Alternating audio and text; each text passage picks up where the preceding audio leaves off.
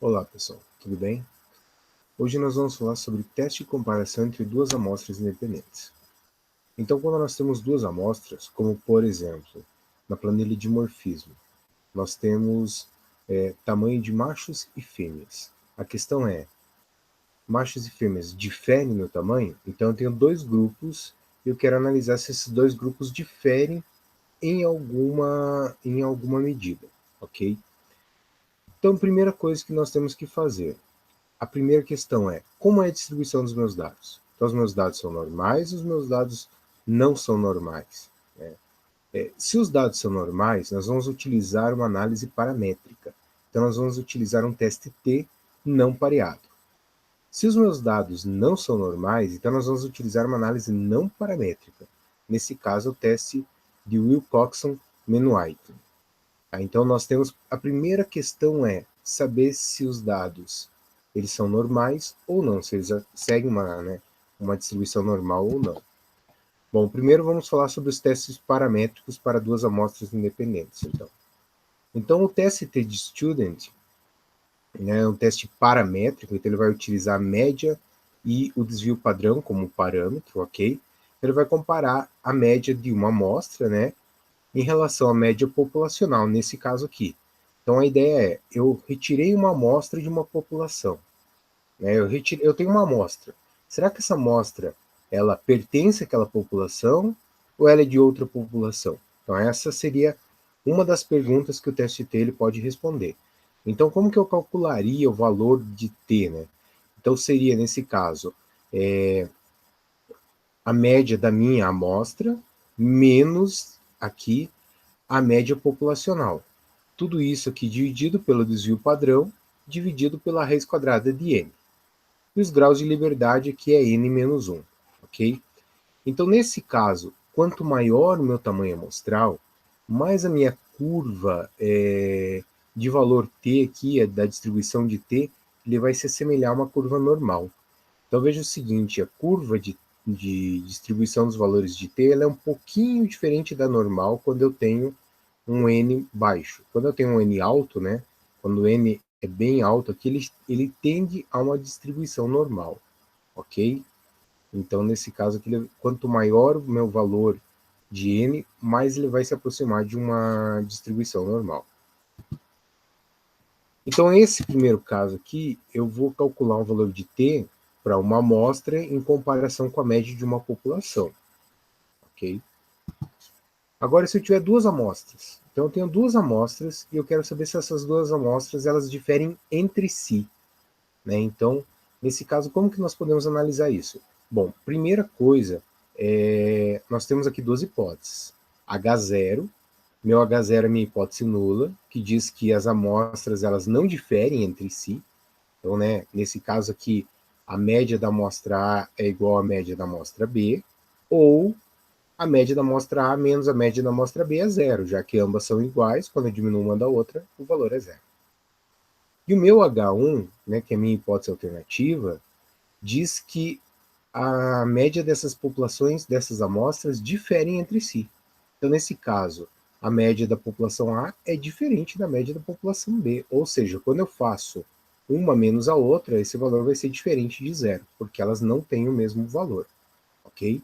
Os graus de liberdade aqui é o n da população A mais o n da população B menos 2.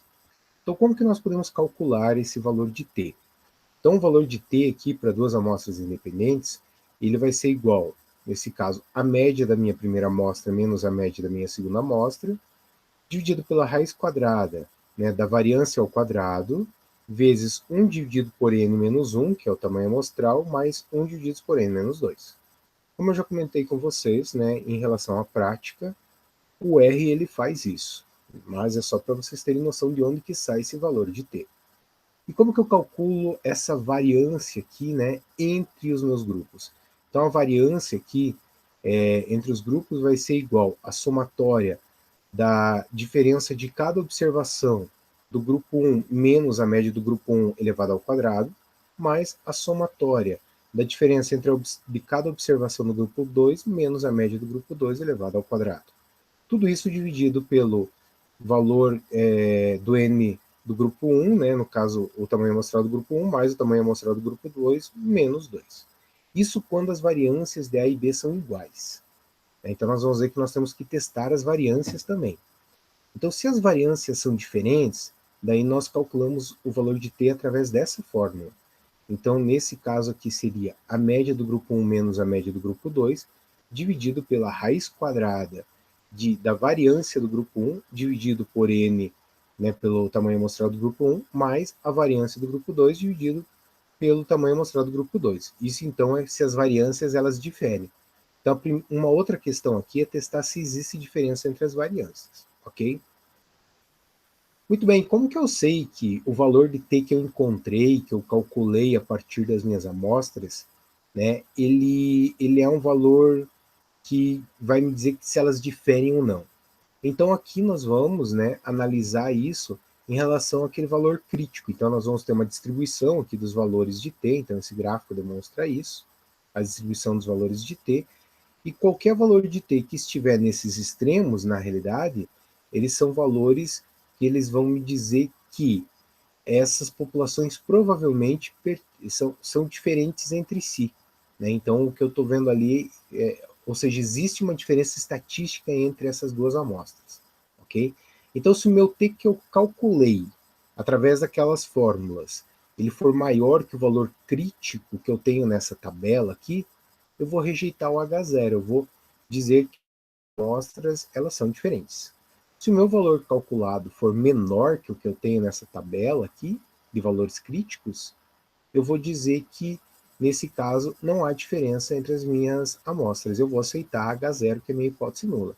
Então, nós vamos pegar, né, através aqui dos graus de liberdade, então, dependendo dos graus de liberdade, que seria o tamanho amostral do grupo A mais o tamanho amostral do grupo B menos 2. Então, eu vou pegar os graus de liberdade aqui, vou olhar no nível de 0,05, que é o nosso nível de significância estatística, né? Então, o valor crítico de 0,05 e vou ver o valor aqui tabelado. Então, se o valor que eu calculei for maior que o meu valor tabelado, tem diferença entre os meus grupos. Se o valor que eu calculei foi menor que o meu t tabelado, não tem diferença entre os grupos, ok? Muito bem, para usar o teste T, nós temos alguns pressupostos. Então, nós precisamos tomar cuidado com isso. Primeiro, as duas populações, as duas amostras, ter uma distribuição normal ou próxima da normal, ok? Então, os dados têm que ser normais, tá? Se eles não são normais inicialmente, o que eu faço? Transformo os meus dados, né? Geralmente logaritmizo os dados e daí você testa novamente para ver se os dados são normais ou não, ok? Então eu tenho que ter dados normais aqui, muito próximo de uma distribuição normal.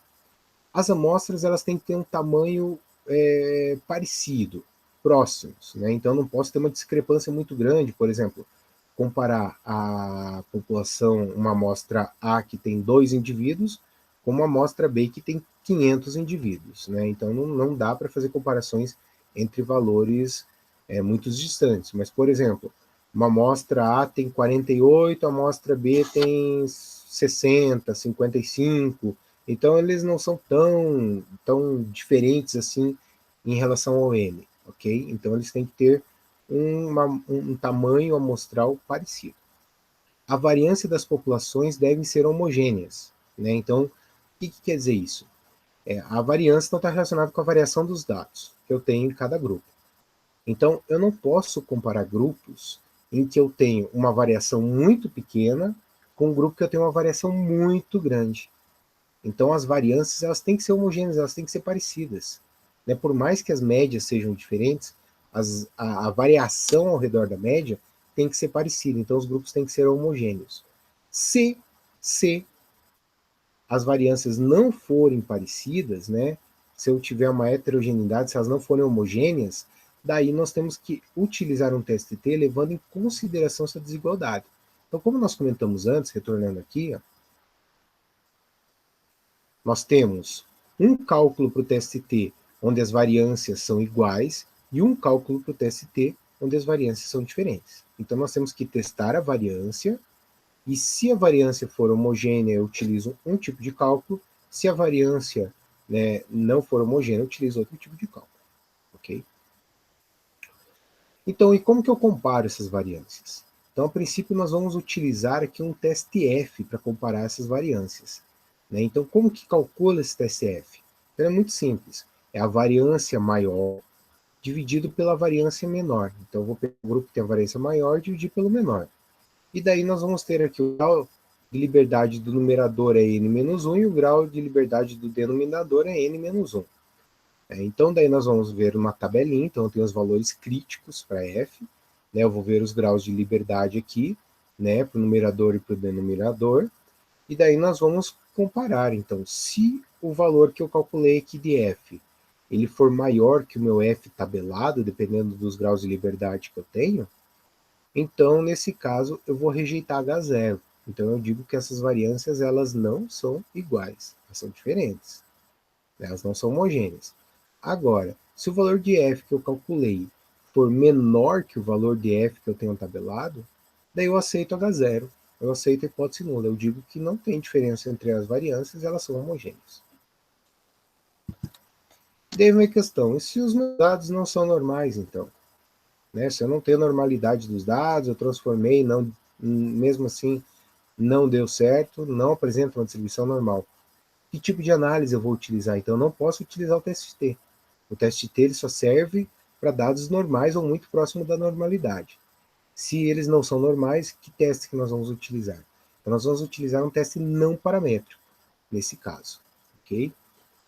Então, o que é um teste não paramétrico? Né? Ele é um teste que ele vai ser utilizado quando eu não tenho dados normais ou quando a minha distribuição não é determinada, né?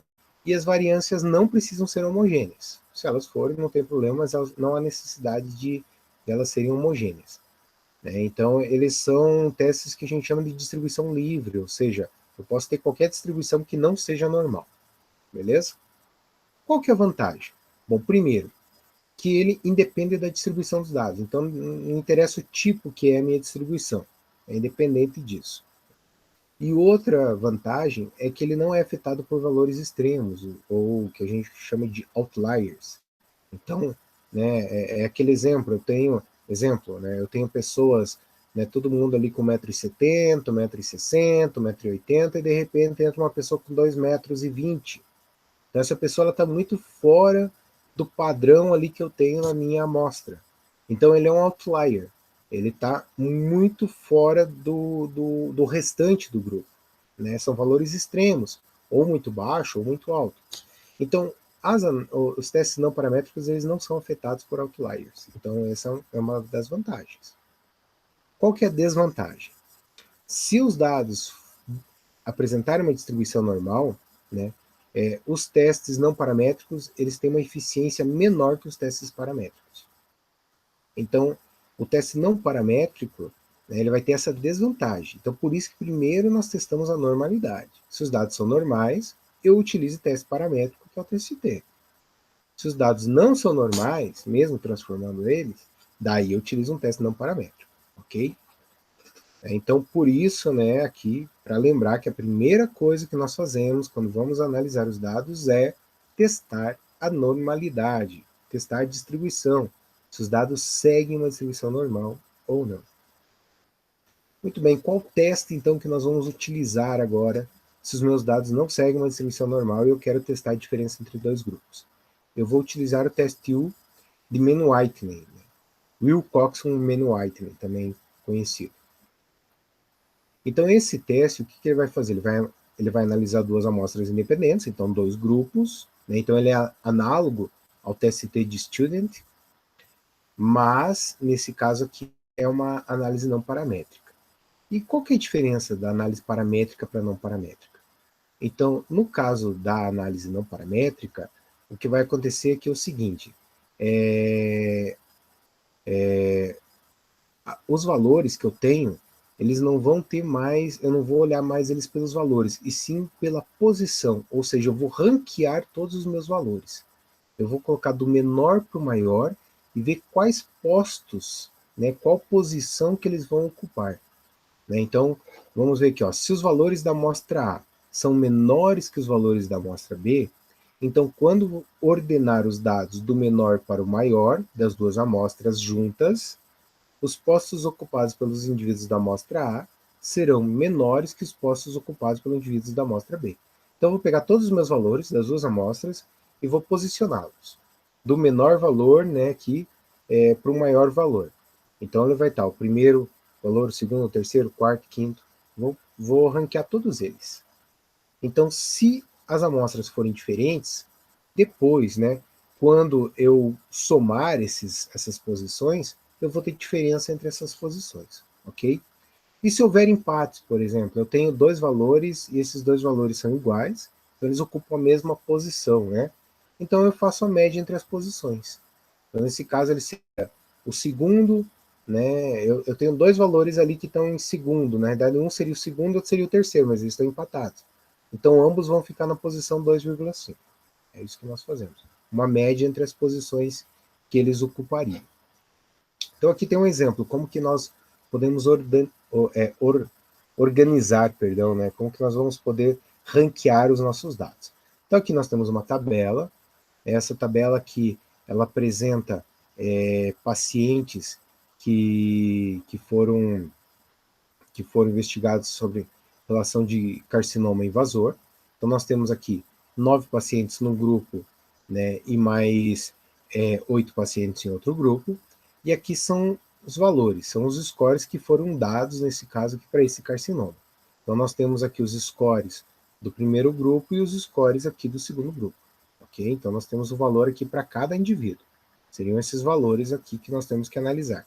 A pergunta é, esse grupo aqui de indivíduos é diferente desse grupo aqui de indivíduos? A primeira coisa que nós vamos fazer é ranquear esses valores. Então, veja, nós vamos começar aqui pelos menores valores. O menor valor é 0. Então, eu tenho 2 zeros. Ó. Eu tenho 2 zeros aqui, né? Não tenho nenhum zero aqui. Então, eu tenho 2 zeros. Então, eu já tenho um empate no primeiro lugar. Então, um ocuparia o primeiro, outro ocuparia o segundo lugar. Então, a média entre os dois, né, seria 1,5.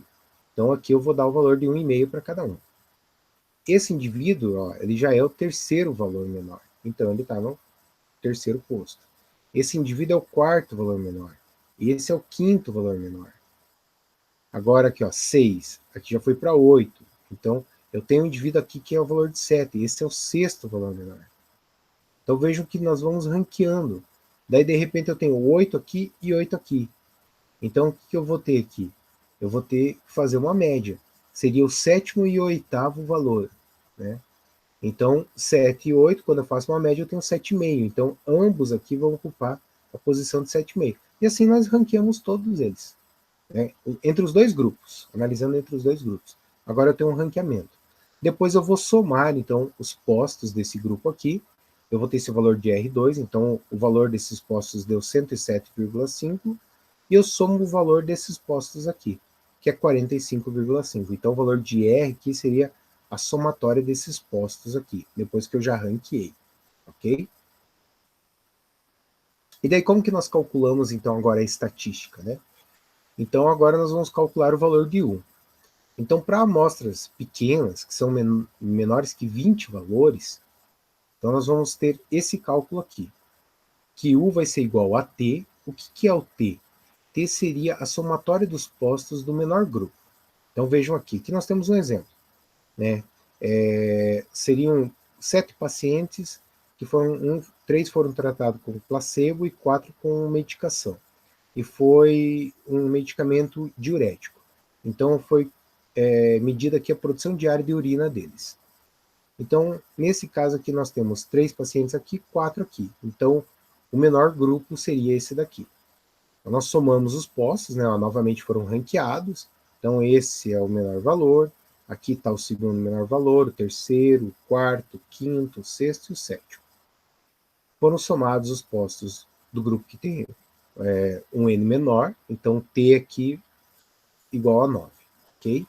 Então, esse T é 9 menos NS seria o valor, o tamanho amostral do menor grupo.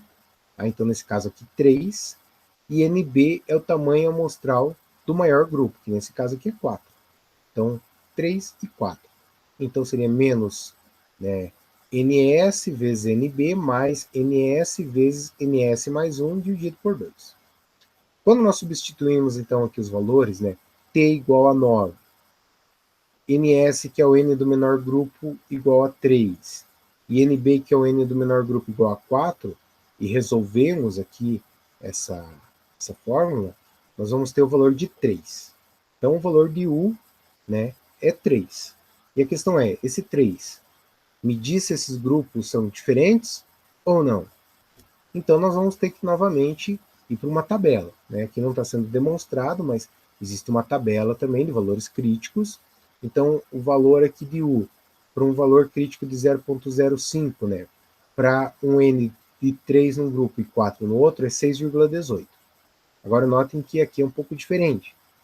Se o meu U calculado for maior que esse meu U crítico, eu vou aceitar a hipótese nova. Então, aqui é diferente do que nós vimos antes no teste de parâmetro. Se o meu U que eu calculei, que é esse aqui, que é 3, for maior que 6,18, eu vou aceitar a hipótese nula e dizer que não tem diferença entre os grupos.